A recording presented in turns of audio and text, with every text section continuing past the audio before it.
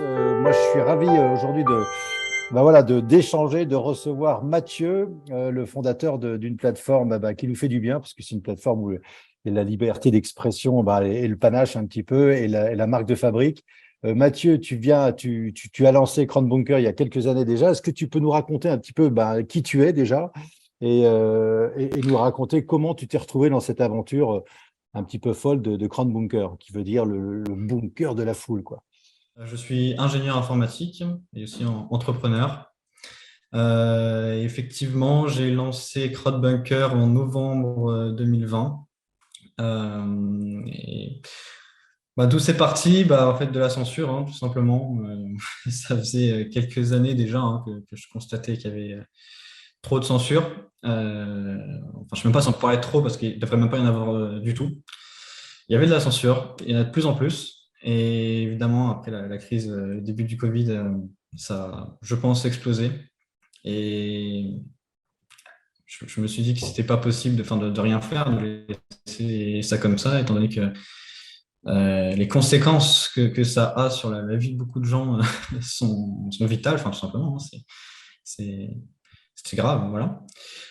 Donc au début, ça a commencé simplement avec l'idée, il faut protéger les vidéos de la censure, donc particulièrement de YouTube à la base. Et d'ailleurs, je n'ai pas précisé, mais j'avais cette idée en tête depuis un moment, voilà, ça s'est monté. Et puis ce qui a été en fait la goutte d'eau, je ne dis pas ça pour te faire plaisir ou quoi, mais c'était la sortie de Hold Up. Mm. Si tu regardes la réservation du nom de domaine de CrowdBunker, c'est juste quelques jours après la sortie de Hold Up. Voilà, c'est juste pour la petite anecdote, Mm. mais ça a été le déclencheur. Et donc voilà, au début, c'était on va simplement protéger les vidéos, les chaînes YouTube qui le veulent peuvent aller synchroniser leur chaîne sur CodeMaker pour les protéger contre la censure. Donc c'est ce que j'ai fait. Au début, voilà, c'est une petite première version. J'ai moi-même synchronisé un certain nombre de chaînes. J'ai contacté les personnes concernées pour leur prévenir. Et en fait, après, ce qui s'est passé, c'est petit à petit, effectivement, certaines de ces chaînes se faisaient censurer, soit certaines de leurs vidéos sur leur chaîne entière. Et certains, du coup, ont emmené leurs utilisateurs en disant, vous pouvez retrouver la vidéo qui a été censurée sur CodeMaker. Et c'est comme ça que petit à petit, ça a été connu, voilà, de plus en plus. Et 2 ans plus tard, tu peux nous dire un petit peu où tu en es aujourd'hui, combien de vidéos, voilà, quel est le potentiel. Et encore une fois, merci parce que voilà, heureusement qu'il y a des gens comme toi pour un petit peu se mobiliser pour faire connaître un autre son de cloche que par rapport au narratif officiel. Donc aujourd'hui, est-ce que tu peux nous dire un petit peu le nombre de vidéos et surtout les retours que tu peux avoir ici ou là? Ouais, donc aujourd'hui, il y a plus de 80 000 vidéos qui sont protégées. Il y a aussi 220 000 de mémoire publications autres que les vidéos. On est entre 1 et 3 millions de visiteurs par mois. Euh, Waouh. voilà, ceux qui viennent voir juste une vidéo, soit pour certains qui viendraient tous les jours quasiment. Il y en a qui viennent tous les jours pour s'informer, voir d'autres informations, comme tu le dis. Est-ce que tu as reçu déjà depuis 2 ans pas des menaces, mais des tentatives de hackage, voilà, des gens qui veulent essayer voilà, de détruire ce bunker, quoi. Ouais, il y a eu pas mal de choses depuis le début. Toutes ces choses-là, il y a eu d'abord des tentatives de piratage, effectivement. On attaque DDoS, vous savez, si on essaie de surcharger, on envoie des millions de requêtes par seconde sur les serveurs pour essayer de les faire tomber. Ça, c'est arrivé. Bon, voilà, depuis, hein, on s'est protégé. Il y a eu aussi quelques menaces, ouais, des menaces, mais ça venait plus de personnes qui voulaient que certaines informations disparaissent de la plateforme, hein, certaines vidéos. Voilà. Après, voilà, ça restait des menaces. C'est pas aller plus loin, surtout des menaces aussi de juridiques, tout ça. Bon, voilà, ça, Hmm. pour l'instant, ça reste au stade de menace. On a eu aussi j'ai eu aussi le ministère de l'Intérieur qui m'a contacté quasiment au tout début. Donc, ils ont très, très vite repéré la plateforme et ils ont osé me demander qu'on établisse ce qu'ils appellent un canal de communication entre CrowdBunker et le ministère de l'Intérieur, un service, j'ai oublié le nom du ministère de l'Intérieur, pour pouvoir justement faire supprimer des vidéos quand ils le souhaitent. Donc voilà, ça j'ai trouvé ça assez comique qu'ils osent me demander ça. Donc j'ai rien répondu tout simplement. J'ai Tu n'as fait rien laisser répondu. tranquille. J'avais posé la question, tu as répondu quoi? Rien. Donc, Voilà, j'ai ignoré leur demande tout simplement. Ouais. Au bout d'un moment, ils ont arrêté. Donc bon, voilà. c'est-à-dire qu'ils t'ont relancé à plusieurs reprises. Une fois, ils m'ont relancé une fois de mémoire.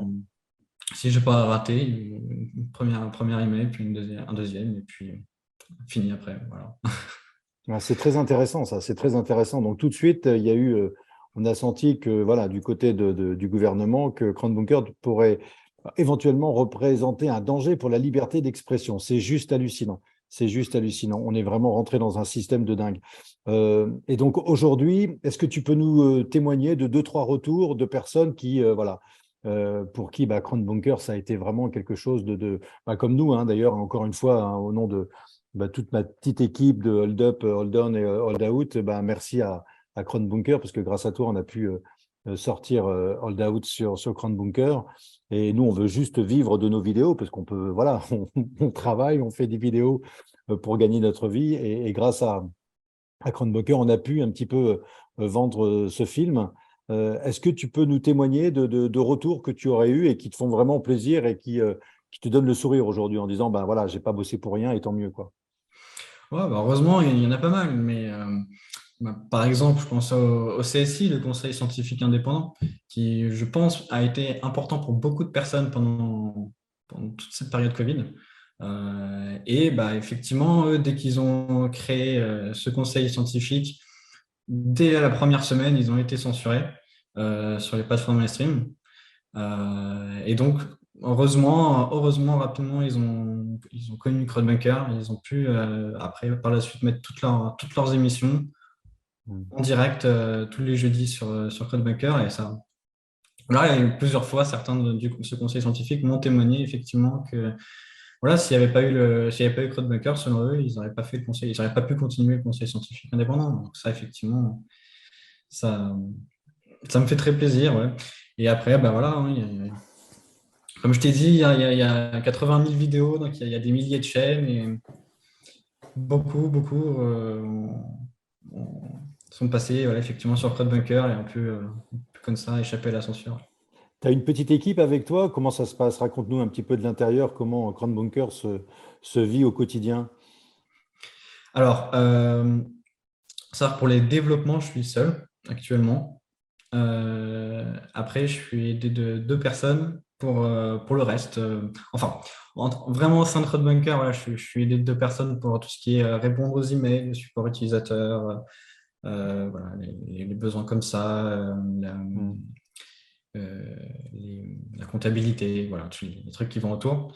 Et après, sinon, voilà, je reçois de l'aide de personnes formidables comme Issam et d'autres voilà, qui, Mm. bénévolement donnent un petit coup de main en fonction de leurs compétences. La plus grande menace pour la liberté d'expression, ça reste l'argent.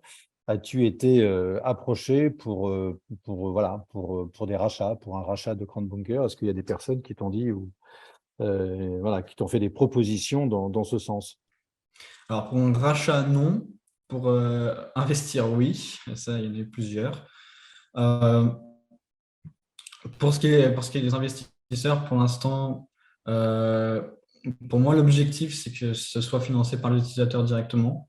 Donc, voilà, j'ai espoir que ce soit possible et que ça le reste. Donc, voilà. Tant que ce sera possible, l'objectif, c'est que ce soit uniquement d'utilisateurs. Mais après, voilà, je ne suis pas non plus complètement fermé à l'idée. Tant que je ne perds pas le contrôle de la plateforme, si c'est ce qu'il fallait pour que ça continue d'exister, oui. Maintenant, voilà, on ne parle pas effectivement de rachat ou quoi que ce soit. Ça, c'est absolument pas envisageable pour moi. Voilà.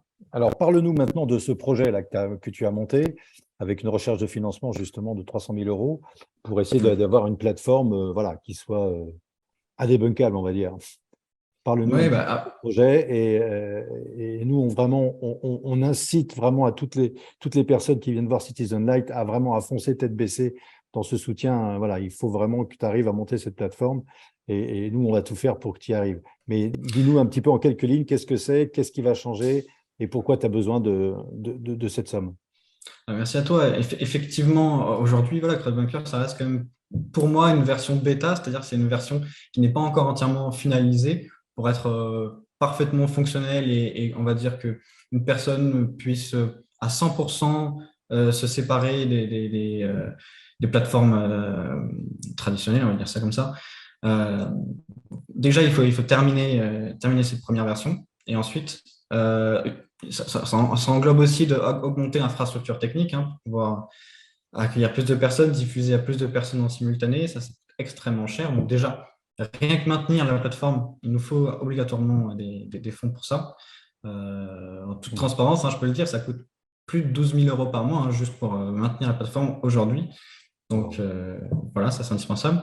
Et au-delà de ça, effectivement, l'objectif, c'est d'aller bien plus loin. C'est d'aller bien plus loin parce qu'il y a encore des besoins, il y a plein de choses qui sont nécessaires pour aller davantage dans ce sens-là de la liberté d'expression et de la liberté d'information.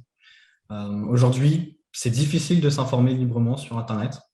C'est difficile parce que d'une part, on a la censure et d'autre part, bah voilà, quand les informations ne sont pas censurées, bah forcément, ceux qui diffusent des informations alternatives partent un peu partout, se dispersent. Donc l'information est dispersée de partout, elle est mélangée, noyée au milieu de tout un flot voilà, d'informations. Certaines informations sont plus pertinentes que d'autres, donc c'est difficile d'aller voilà, fouiller là-dedans. Donc il y a plusieurs choses, plusieurs nouveautés importantes qui doivent être développées pour, euh, pour améliorer ça grandement. Et ça va obligatoirement passer par l'embauche de plus de développeurs. Parce que comme je l'ai dit, actuellement, je suis seul. Et voilà, forcément, je suis limité en temps, tout ça. Donc voilà, pour pouvoir embaucher des personnes pendant au moins un an et maintenir la plateforme. C'est pour ça qu'il en a un minimum de 300 000 euros, effectivement. OK. En deux mots, aller bien plus loin, ça veut dire quoi? Quand tu dis on veut aller plus loin, j'ai bien compris qu'il faut assurer déjà ce qui est en train de se faire. Est-ce que tu peux nous dire deux, trois axes Ouais, ou- effectivement, il y a plusieurs axes. Déjà, c'est de donner plus de contrôle aux utilisateurs sur la plateforme. Donc qu'ils puissent eux-mêmes influencer la visibilité des contenus, que ce soit plus quelque D'accord. chose, comme c'est le cas aujourd'hui sur toutes les plateformes, en fait, hein, qui leur est imposé, on leur impose ce qu'ils doivent voir. On choisit avec des algorithmes qu'est-ce qui est pertinent pour eux ou non, mais finalement, après, on les enferme voilà, dans des silos de pensée, tout ça. Non, là, c'est pas à nous arbitrairement, c'est pas une entreprise, quelle qu'elle soit, une organisation, d'imposer les contenus qui doivent être vus. Donc ça, c'est un des axes. Un autre axe, c'est de mettre à contribution l'intelligence collective pour justement rassembler les informations autour d'un sujet, rendre l'information plus comment dire, la faire sortir du lot en permettant de rajouter des étiquettes, des tags sur les sujets Mm. autour d'une vidéo. Chacun pourra contribuer en fait à sa manière pour rendre l'information plus facilement accessible. Mhm. Donc ça, voilà, ça représente beaucoup de nouvelles fonctionnalités autour de ça, des contributions. Oui, ce serait la contribution de l'intelligence collective, comme j'aime bien l'appeler. On a aussi un axe de décentralisation, donc pour effectivement aider, rendre encore plus difficile la censure de la plateforme elle-même, parce qu'effectivement, voilà, l'objectif, c'est que peu importe ce qui puisse advenir à l'avenir, même s'ils arrivaient d'une manière ou d'une autre à bloquer Crowdbunker, que tous les contenus restent quand même accessibles. Et ça, c'est tout à fait possible aujourd'hui avec ce qu'on appelle le Web 3.0, hein, voilà, le Mm. web décentralisé. Il y a plein de choses qui sont possibles aujourd'hui. Donc ça, voilà, ça demande du travail, mais c'est un truc qui va être fait. Voilà, Bon, écoute, en c'est tout cas, l'extension. encore une fois, bravo. Dernière chose, Crown Bunker, enfin le bunker de la ville, comment tu t'es inspiré pour donner ce nom à ta plateforme?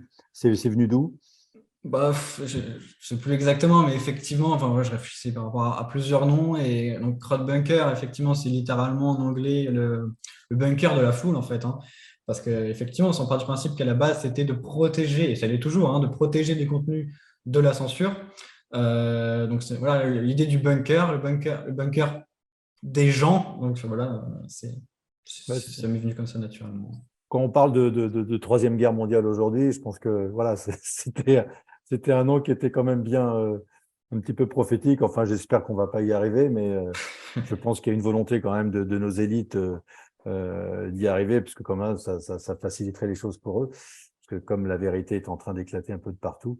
Donc voilà, écoute, encore une fois, un grand, grand merci pour tout ce que tu fais et bravo, parce que moi, j'ai toujours été étonné quand j'ai découvert voilà, qui était derrière Crown Bunker. Ça m'a vraiment, ça m'a touché, quoi. Donc, merci pour tout. On va mettre le lien C'est à toi. pour vraiment pour inciter toutes les personnes à vraiment à t'aider et puis à trouver ces fonds pour que Crown Bunker soit vraiment, voilà, le vrai bunker de notre civilisation qui est juste notre humanité et qui est malmenée aujourd'hui par des fous furieux. Un immense merci, Mathieu. Je Merci à t'embrasse toi. et je te dis à bientôt.